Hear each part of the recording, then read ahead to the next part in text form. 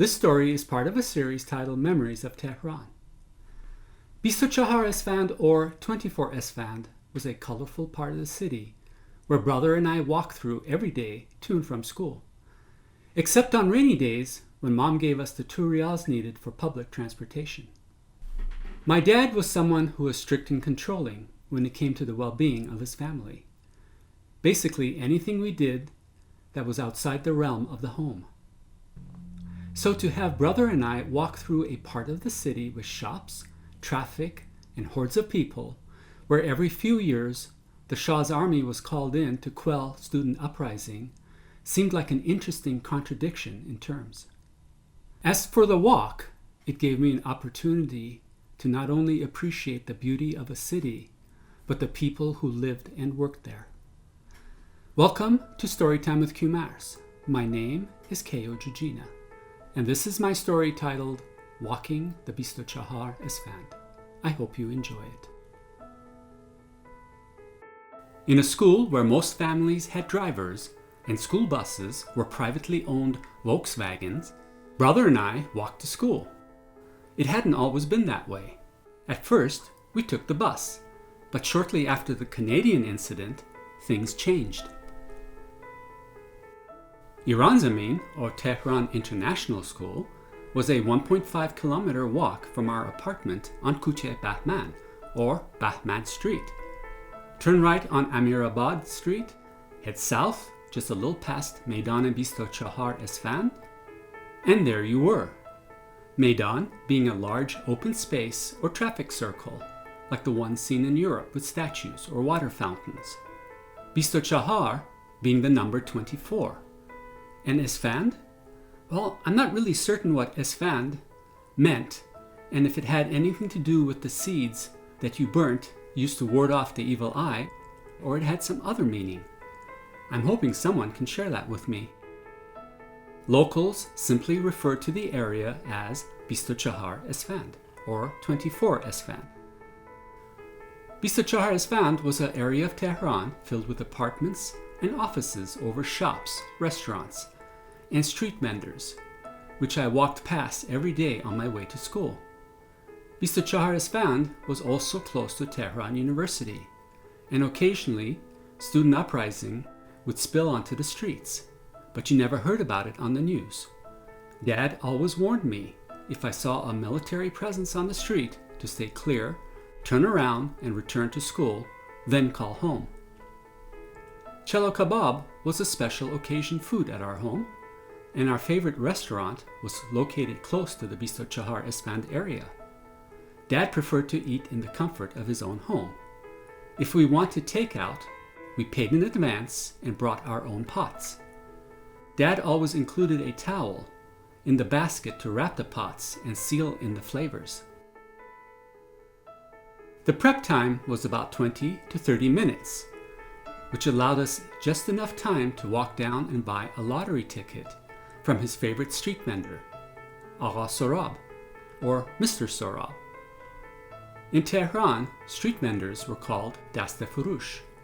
Literally translated meant hand seller. Agha Sorab sold his wares on one of the corners of 24 Esfand.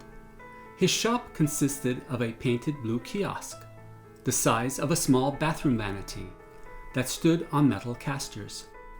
The kiosk was his livelihood, and the income he generated was used to support his wife, 4 kids, and mother-in-law. Most often than not, Dad didn't win anything, so he bought more tickets. The tickets were held by a metal clip, and they looked like colorful Monopoly money. Agha Sorab would fan the lottery tickets out, so Dad could pick from any location. On occasion, Dad would ask me to try, hoping I might change his luck, and he preferred Mom not know about it. As Dad was busy with his business transaction, I would glance through the kiosk's glass top at all the treasures inside. There were black market cigarettes, matches, an assortment of miniature framed images of Italian bathing suit models, and American heroes like John Wayne and Humphrey Bogart, packs of Wrigley spearmint gum, and other assorted gems. Each day, on my way home from school, I would walk past Agha Sorab's kiosk and greet him with a salam. Occasionally, I would stop and buy some chewing gum. One day, I noticed a man dressed in a gray suit looking through a faded orange-red book. Immediately, I recognized the book as a stamp album. I wanted to stop, but it would have been considered rude to interrupt two adults in the middle of a business transaction. In order to ease some of the bickering between brother and me, Mom split up what we collected. A coin toss gave stamps to brother and coins to me.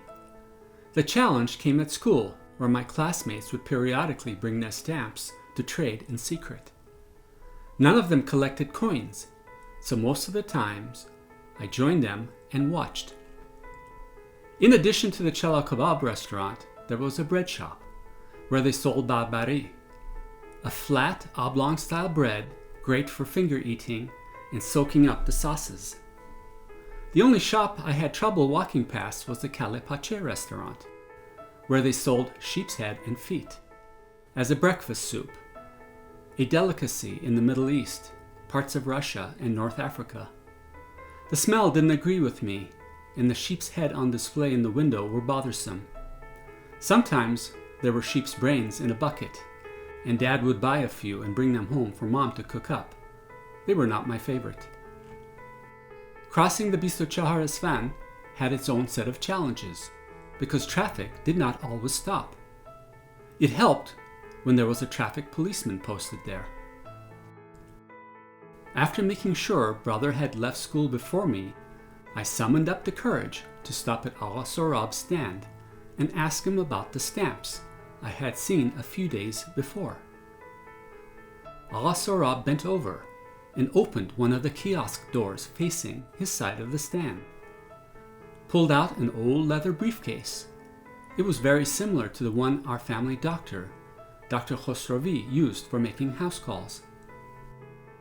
It was older, and the leather showed signs of aging by the cracks that were held together with black electrical tape. He opened it up and took out the red stamp album, placed it on the glass top of the kiosk that separated us. The stamps were neatly arranged in rows and by country. There were stamps from all over the world. I had never seen so many stamps before. I wish I could have bought the entire collection. Finally, I settled on a series of 5 stamps depicting statues of Russian artists. They would fetch a good trade. A few weeks later, I showed up again. The second time, it was easier. Instead of a red album, Agha Sorab pulled out a tin of stamps. I gently sifted through the tin with a set of stamp tweezers he set out for me to use. Partway through, I froze. Staring me in the face were 2 World War II German stamps. The mind began calculating. American stamps were the most sought after at school. One of the guys had a stamp with Walt Disney on it, which made everyone drool. With these stamps, the owner might consider a trade. It did not take long for the inner voice to step in, the voice of consciousness.